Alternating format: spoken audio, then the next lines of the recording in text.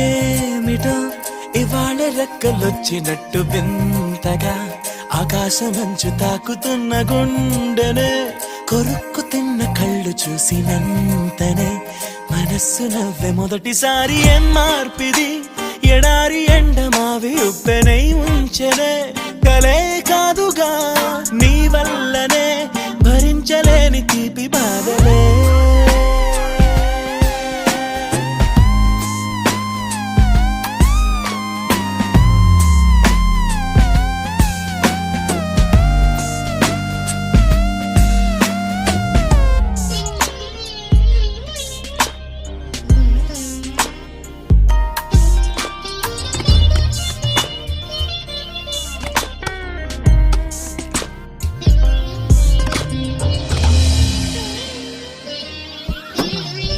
ఆగని